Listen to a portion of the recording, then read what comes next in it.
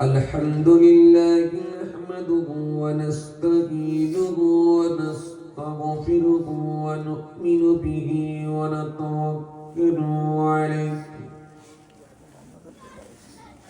ونعوذ بالله من شرور أنفسنا ومن سيئات أعمالنا من يهده الله فلا مضل له ومن يضلله فلا هادي له ونشهد أن لا إله إلا الله وحده لا شريك له ونشهد أن محمدا عبده ورسوله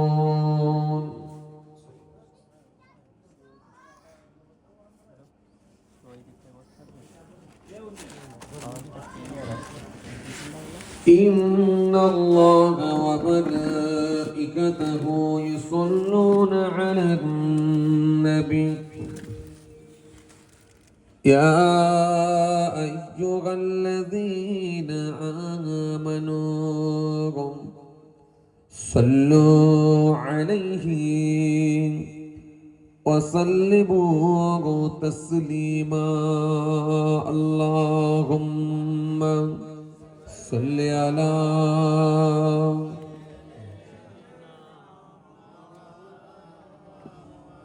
وعلى آل سيدنا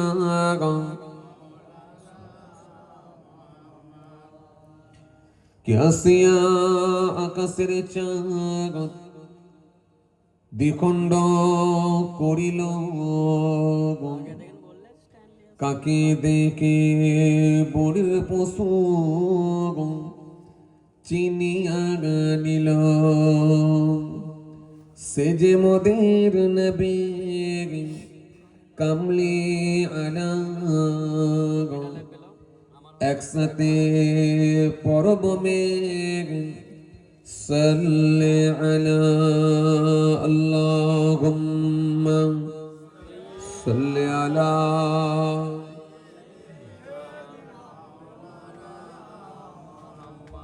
ওয়া আলা আলি সাইয়্যিদিনা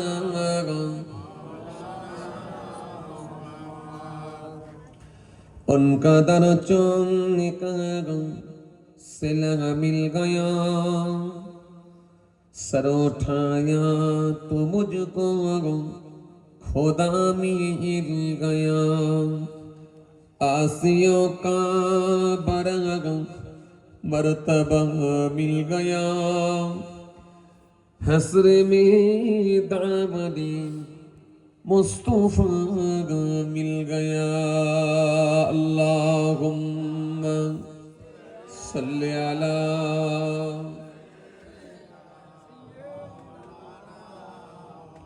व अला आलि सय्यिदिना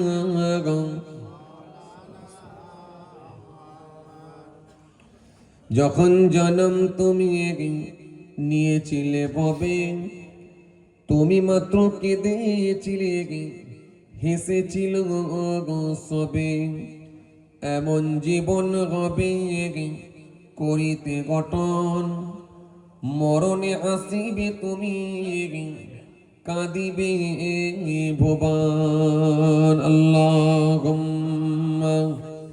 সাল্লি আলা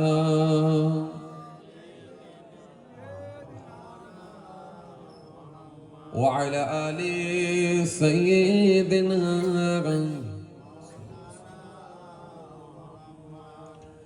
اقرأ اقرأ پورو اقرأ اقرأ اقرأ اقرأ پورو اقرأ اقرأ اقرأ اقرأ پورو اقرأ اقرأ اقرأ اقرأ پورو اقرأ اقرأ জ্ঞানী হলে কোরআন জানতে হলে কোরআন আল্লাহ নামে করো, আল্লাহ বলে করো, করো করো পড়ো, করো করো, করো করো পড়ো, করো করো। আল্লাহুম্মা সাল্লি আলা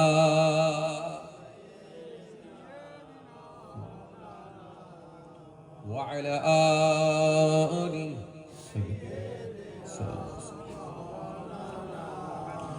পরশবদ আকু স্বপ্ন বাদো বইয়ের সাথে ঘর বই তো তোমার বুকে সূর্য আলোর মেঘেরা পর একরা একরা পর একরা একরা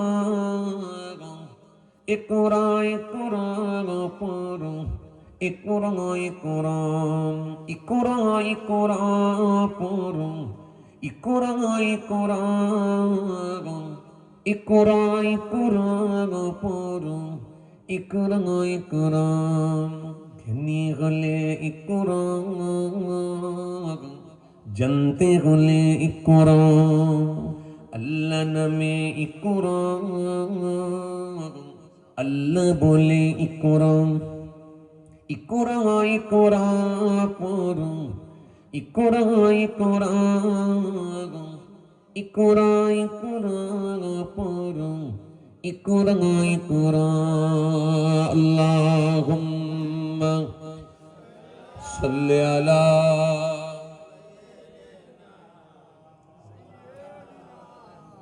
ওয়া আলা আলি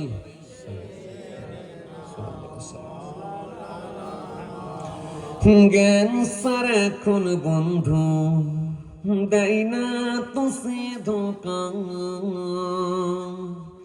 পড়তে যারা চায় না তারা তো ভীষণ বোকা জ্ঞান সারাক্ষণ বন্ধু দেয় না তো সে ধোকা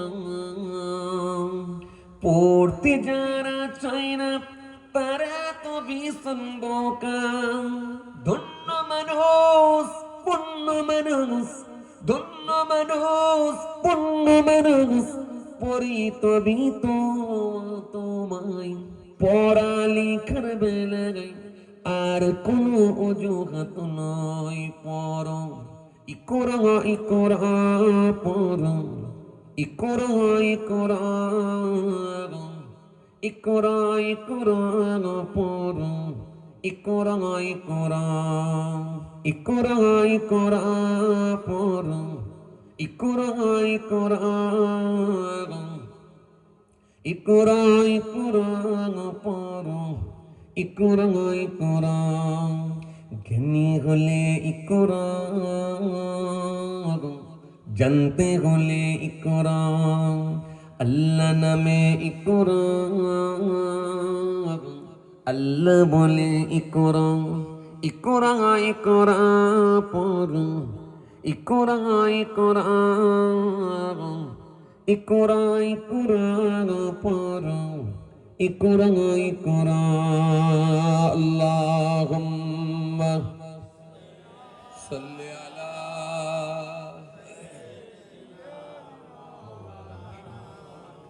ওয়া আলা আলি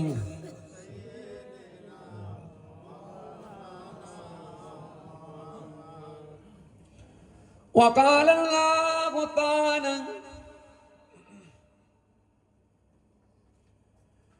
في كلامه المجيد والفرقان الحميد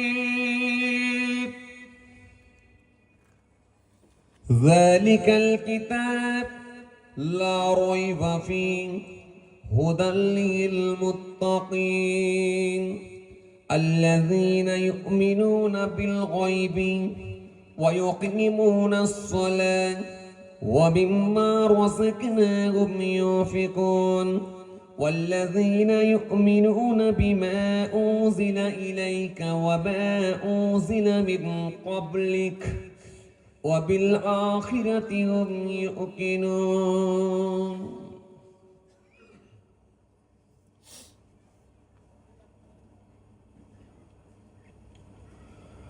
وقال النبي صلى الله عليه وسلم من كان آخر كلامه لا إله إلا الله دخل الجنة إلى آخر الحديث أو كما قال प्यारे हाजिराने मजलिस सदियों दिनदार ईमानदार परहेजगार मुत्ताकी बयोज्येष्ठ আল্লাহওয়ালা প্রবীণ মানুষেরা আজকের মাহফিলে বসে থাকা নামাজি রোজাদার দিনদার খোদা ভীরু আল্লাহওয়ালা মানুষেরা বয়োজ্যেষ্ঠ প্রবীণ মানুষেরা আমার পিতৃতুল্য বাপেরা আজকের মাহফিলে বসে থাকা ধার্মিক আল্লাহওয়ালা বাবাজিরা আজকের মাহফিলে বসে থাকা দিন দরদি ইসলাম দরদি আল্লাহওয়ালা মানুষেরা বিভিন্ন গ্রাম থেকে বিভিন্ন পাড়া থেকে দূর দূরান্ত থেকে আগত মেহমান গণেরা আজকের মাহফিলে বসে থাকা জওয়ান যুবক সাথী মহব্বতের ভাইরা তরুণ যুবকেরা আমাদের ঘরের সন্তানেরা আমার ছোট ছোট ভাই বোনেরা আজকের মাহফিলে আগত বিশিষ্ট ব্যক্তিরা হাফেজে কোরআন ওলামায়ে কেরাম হুফাজে কেরাম আল্লাহ পাকের হাজী বান্দা গণেরা খাস করে মহল্লার ইমাম আমাদের সকলের কাছে অত্যন্ত সম্মানীয় মানুষ মোহতারাম ইমাম সাহেব ভাই পাশাপাশি আরো জানায় আজকের এই জলসার মোহতারাম সভাপতি সাহেব সহ সকল সদস্য ভাইয়েরা সবাইকে আমি আমার অন্তঃস্থল থেকে অনেক অনেক সালাম শুভেচ্ছা ভালোবাসা জানিয়ে খুব অল্প সময় সংক্ষিপ্ত কিছু বয়ান করে আপনাদের খেদমত থেকে বিদায় পাশাপাশি আরো জানাই যারা আর ইহলোকে নাই আল্লাহর জামিন ছেড়ে বিদায় নিয়েছে নশ্বর ধাম ত্যাগ করেছে আমাদের থেকে যারা পৃথক হয়ে গেছে এই মোল্লাপাড়ার কবরস্থানে ৩.৫ হাত জায়গা অধিকার করে অপেক্ষায় রত ইন্তজার করছেন ওয়েট করছেন সে কিয়ামতের দিনের জন্য জানাই তাদেরকে আমি আমার অন্তঃস্থল থেকে সালাম এবং মুবারকবাদ আল্লাহ পাকের রহমত প্রত্যেক ইমানদারের উপর হোক আমরা জোরে বলি আল্লাহুম্মা আমিন মাশাআল্লাহ আলহামদুলিল্লাহ আজকে এই মোল্লাপাড়া গ্রামের যুবক ভাইদের প্রচেষ্টায় আপনাদের সকলের সহযোগিতায় মহান আল্লাহ পাকের কৃপায় প্রতি বছরের ন্যায় এবছর আল্লাহ সুন্দর মাহফিল করিয়ে নিয়েছেন এই সুন্দর মাহফিল অনুষ্ঠিত হয়েছে আমরা কিছু মানুষ এক জায়গায় জমায়েত হয়েছি আল্লাহ আমাদের সকলকে বলার থেকে শোনার থেকে বেশি বেশি করে আমল করা তৌফিক দান সকলে বলি আল্লাহুম্মা আমিন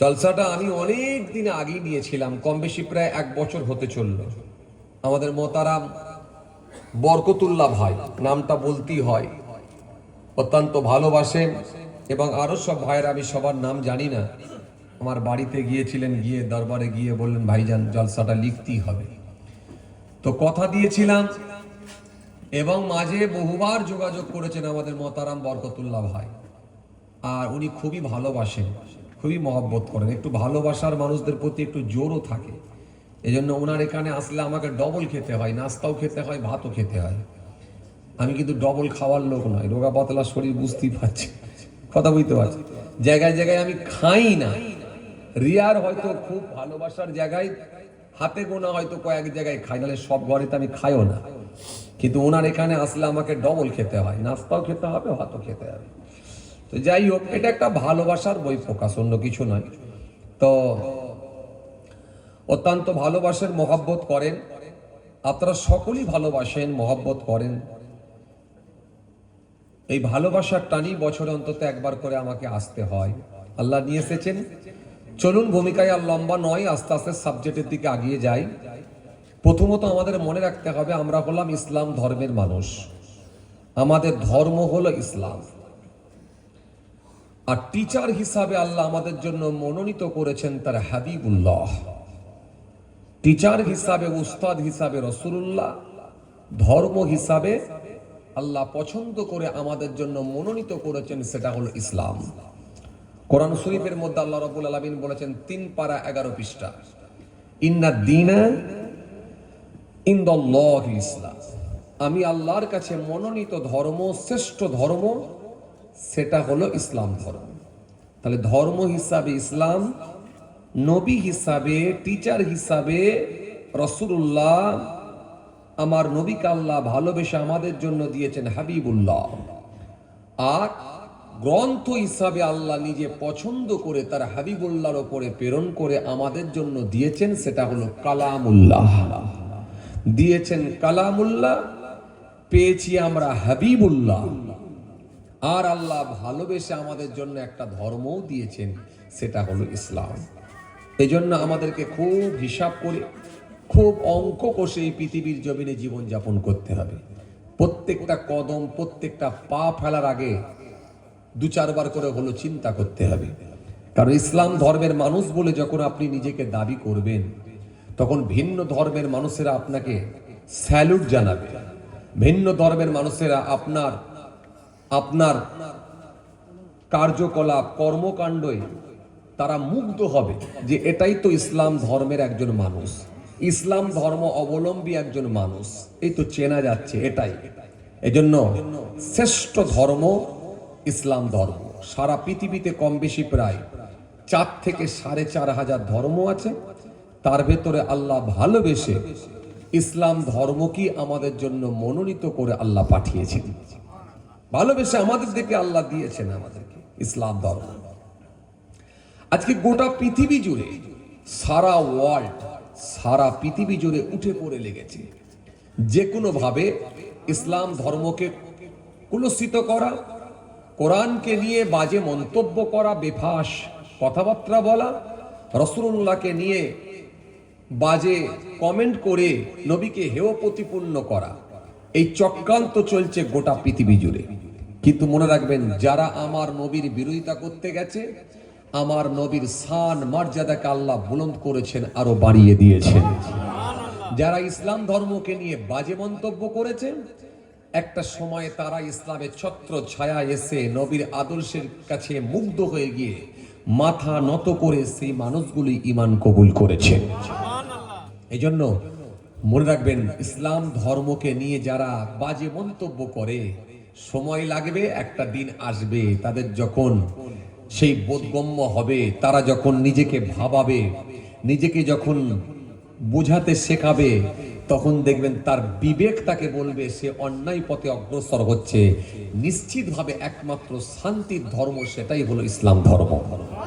আজ সোশ্যাল মিডিয়ার মাধ্যম দিয়ে ফেক খবর ছড়িয়ে দিয়ে কিছু মানুষ তারা হিংসার রাজনীতি করে, ধর্মের বিভাজন তৈরি করে, জাতের লড়াই লাগিয়ে দিয়ে গোটা পৃথিবী জুড়ে, গোটা দেশ জুড়ে, গোটা বাংলা জুড়ে একটা অশান্তির হাওয়া তৈরি করতে চলেছে একটা শ্রেণীর মানুষ। এজন্য আমাদের খুব ভাবনা চিন্তা করে পা ফেলা এবং খুব ভাবনা চিন্তা করে আগানো। সেকুলার হিন্দু মুসলমান, সেকুলার রাষ্ট্রবাদী হিন্দু মুসলমান, নিরপেক্ষ হিন্দু মুসলমান, শিখ ইসাই, তারা আজও প্রতিবাদ চালিয়ে যাচ্ছে।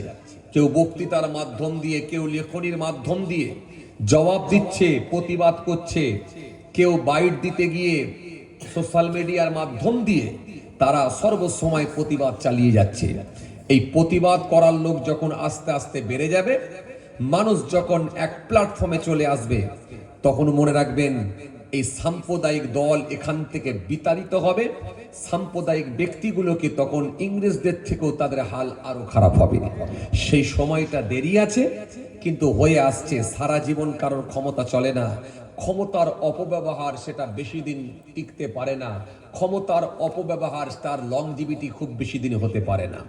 এরা আজকে আপনার সামনে স্বাস্থ্য নিয়ে কথা বলতে পারে না, চিকিৎসা নিয়ে কথা বলতে পারে না, মানুষের রুজি রুটি নিয়ে কথা বলতে পারে না, মানুষের হসপিটাল নিয়ে কথা বলতে পারে না, নিত্য প্রয়োজনীয় মালগুলো যেভাবে মূল্য বৃদ্ধি পাচ্ছে সেগুলো নিয়ে কথা বলতে পারে না। তাই তারা শেষে একটা রাস্তায় বেছে নিয়েছে, সেটা হলো হিন্দু মুসলমান, হিন্দু মুসলমান। আর দুটো দেশ, বাংলাদেশ আর পাকিস্তান, এই দুটো দেশের নাম মুখস্থ রেখেছে, আর হিন্দু মুসলমান, ব্যাস এই টপিকের ওপরে চলছে কম বেশি প্রায় 12 থেকে 14 বছরের রাজনীতি। সুতরাং এই হিন্দু মুসলমান যেদিনে আর করতে পারবে না, আর দুই দেশের নাম নিলে মানুষ যখন গুরুত্ব দেবে না, তখন এদের পতন নিশ্চিত। তখন এদের অবস্থা, এদের হাল ইংরেজদের থেকেও খারাপ হবে। সেই দিনটা কিন্তু আর খুব বেশি দিন নাই। তাই সেকুলার মানুষদেরকে আমি অনুরোধ করব, আপামর জনতাকে বলবো, এক প্ল্যাটফর্মে চলে আসুন। হিন্দুরা মুসলমানের শত্রু নয়, আর মুসলমানেরা হিন্দুর শত্রু নয়। যুগ যুগ ধরে তারা এই বাংলা তথা ভারতবর্ষে ছড়িয়ে আছে বিভিন্ন স্টেটে, বিভিন্ন রাজ্যে। যেখানে রামের বাস সেখানে রহিমের বাস, যেখানে জয়দেবের বাস সেখানে জয়নালের বাস, যেখানে মধুর বাস সেখানে সত্তরের বাস। মধুর ছেলে আর জয়দেবের ছেলে এক ফুটবল মাঠে ফুটবল খেলে, এক ক্রিকেট মাঠে ক্রিকেট খেলে, একসঙ্গে স্কুল যায়। সেই সম্প্রীতি তখনও ছিল, আজও আছে, আগামী দিনও থাকবে। কিন্তু আপনারা আমার ভেতরে যারা ফাটল ধরাবার চেষ্টা করছেন, তাদেরকে এলাকা ছাড়া করুন, এলাকা থেকে বিতাড়িত করুন। এলাকা ছাড়া যখন করবেন, এলাকা থেকে যখন তাড়াতে পারবেন, তখন দেখবেন আমাদের সম্প্রীতি ভালোবাসাটা আরো দৃঢ় হবে, আমাদের সম্প্রীতি ভালোবাসাটা আরো মজবুত হবে। কারণ এই অশান্তি লাগিয়ে দিয়ে, মানুষের মধ্যে বিভাজন তৈরি করে, হিংসার রাজনীতি করে, খুনের রাজনীতি করে একটা দেশ এইভাবে বেশি দিন চলতে পারে না। ভাইরা আমার, বন্ধুরা আমার, সাথী মোহাব্বতের ভাইরা, আসেন, আমি যে কথা বুঝাতে চাইছিলাম আপনাদেরকে, আমরা হলাম ইসলাম ধর্মের মানুষ। আমাদের কিছু করণীয় কাজ থাকবে, কিছু করণীয় কাজ থাকবে, সেগুলোকে আমাদের করতে হবে। অন্তত কিছুটা হলেও আমাদেরকে মানতে হবে। একেবারে খালি হাতে যেমন মাধ্যমিক পরীক্ষা দিতে যে লাভ হবে না, আর অনুরূপ ভাবে একেবারে কোনো ভালো কাজ না থেকে নিঃশ্বাস বন্ধ অর্থাৎ মৃত্যু হয়েও কিন্তু খুব একটা লাভ হবে না। এজন্য যদি আপনাকে আল্লাহর কাছে যেতেই হয়, কিছুটা অন্তত নিয়ে যাওয়াটা উচিত। রাসূল সাল্লাল্লাহু আলাইহি ওয়াসাল্লামকে একবার জিজ্ঞাসা করা হলো, আল্লাহ রাসূল সাল্লাল্লাহু আলাইহি ওয়াসাল্লামকে জিজ্ঞাসা করলেন কে সাহাবায়ে কিরামেরা, আইয়ুন নাসে খায়রুন ইয়া রাসূলুল্লাহ, ইয়া রাসূলুল্লাহ, হাবিবাল্লাহ হুজুর, কোন মানুষটা সবথেকে ভালো মানুষ হুজুর? কোন মানুষটা সবথেকে নেক মানুষ হুজুর? কোন মানুষটা সবথেকে ভালো মানুষ হুজুর? নবী বলে ক্বাল আলিমান তাআলা আমরুহু ওয়া হাসানা আমালুহু। নবী বললেন যার বয়স বেশি, সাথে আমল ভালো। বয়স যার বেড়েছে, বয়সটা যার বৃদ্ধি পেয়েছে, বেড়ে গেছে, সাথে আমলটা ভালো, এই লোকটাই আল্লাহর কাছে সব থেকে ভালো মানুষ। নবী যখনই এই কথা বলেছেন, সাহাবায়ে কেরামেরা বুঝতে পারলেন বয়স লম্বা, বয়স বৃদ্ধি পেয়েছে, বেড়ে গেছে, তার মানে একটা লোকের 80 বছর, 90 বছর, 100 বছর, 110 বছর, তার মানে বয়সটা অনেকটাই বেড়েছে। কিন্তু নবী তো এই কথা বলে এখানেই ছাড়েননি, ক্ষান্ত হননি, বরং এর সঙ্গে আর একটা কথা বলেছেন, বয়স লম্বা হলেও পাশাপাশি তার আমলটাও ভালো। তার মানে বয়স বাড়লে তার সঙ্গে আমলটাও ভালো ভালো হওয়া দরকার হবে, তবেই কিন্তু আল্লাহর কাছে সেই ব্যক্তিরা প্রিয় বান্দা হতে পারবে। তার মানে এখানে নবী কিন্তু একটা কথাতেই শেষ করেননি যে বয়সটা বেশি, এই বলি কিন্তু শেষ করেননি। যদি বয়সটা লম্বা বলে দিয়ে শেষ করতেন, তাহলে এই লিস্টে টোটাল বয়স্ক মানুষগুলোই পড়ে যেত। সে দাড়িওয়ালা হতে পারে, দাড়ি কাটাও হতে পারে, নামাজিও হতে পারে, বেনামাজিও হতে পারে, সুদখোর গেঁজাখোরও হতে পারে, আবার শুধু পানি খায় এরকম লোকও হতে পারে, লাল চা খায় এরকম লোকও হতে পারে, আবার গেঁজাখোরও হতে পারে, জাকাত দেনেওয়ালা হতে পারে, জাকাত ছাড়াও হতে পারে। তাহলে সার্বিকভাবে কিন্তু বলা হতো যে বয়স বেশি সেই লোকগুলো আল্লাহর কাছে ভালো, এটা কিন্তু নবী বলেননি। বাট নবী এটা বলেছেন, পাশে আর একটা কথাও বলেছেন, আমলটাও ভালো থাকতে হবে। তার মানে একটা লম্বা বয়সের লোক যদি আমল ভালো করে যেতে পারে, ওই লোকটাকে আল্লাহ পাক ভালো লোক আল্লাহর কাছে প্রিয় মানুষ হয়ে যায়। এটাই কিন্তু আমার নবী বলেছেন। তার মানে এখান থেকে আপনাকে বুঝে নিতে হবে আপনার আমল পাশাপাশি বয়স লম্বা, তার মানে আল্লাহর কাছে আপনি আশাবাদী হতে পারেন, ওই লোকটাকে আল্লাহ ভালোবাসেন, পছন্দ করেন। রাসূলুল্লাহ সাল্লাল্লাহু আলাইহি ওয়াসাল্লামকে দ্বিতীয় আবার প্রশ্ন করা হলো, ইয়া রাসূলুল্লাহ, হাবিবাল্লাহ হুজুর, দুটো কথা আপনি বলেছেন, বয়স বৃদ্ধি পাবে, আমল ভালো থাকবে, এটা বলেছেন, কিন্তু আমল ভালো, আমলেরও আবার ভালো মন্দ আছে নাকি? মাইকলা ভাই একটু রিভাবটা একটু বাড়িয়ে দেন ভালো। আমলেরও আবার ভালো মন্দ আছে নাকি? ইয়া রাসূলুল্লাহ, হাবিবাল্লাহ হুজুর, আমলের যদি ভালো মন্দ কিছু থাকে যদি একটু বুঝাতেন আমলের ভেতরে সব থেকে ভালো আমল, সব থেকে ভালো আমল, আমলের ভেতরে সব থেকে আল্লাহর কাছে পছন্দনীয় আমল, সেটা কোন আমল যদি একটু বলে দিতে। হে তরুণিয়া নৌসুয়ান জামাকেরা, হে আমার মুরব্বিয়ানেরা, বাবারা শুনে কে দিন, আল্লাহ নবী সুন্দর করে বললেন আমলের ভেতরে সব থেকে ভালো আমল হলো ক্বালা as-সালাতু আলা ওয়াক্তিহা, নামাজের টাইমে নামাজ পড়ে নেওয়া। নবীকে জিজ্ঞাসা করা হলো হুজুর বিয়াদবি নেবেন না হুজুর, আমল যখন আল্লাহর দরবারে ভালো, আইয়ুল আমাল আহাব্বু ইলাল্লাহ আযজা ওয়া জাল, ইয়া রাসূলুল্লাহ হাবিবাল্লাহ হুজুর, আল্লাহ নিকটে সব থেকে ভালো আমল কোনটা হুজুর? নবী বললেন ক্বালা as-সালাতু আলা ওয়াক্তিহা, নামাজের সময় নামাজ পড়ে নেওয়া, এটাই হলো সব থেকে ভালো আমল। এই জন্য আপনি যেখানেই থাকেন না কেন, গাড়িতে থাকেন, বাড়িতে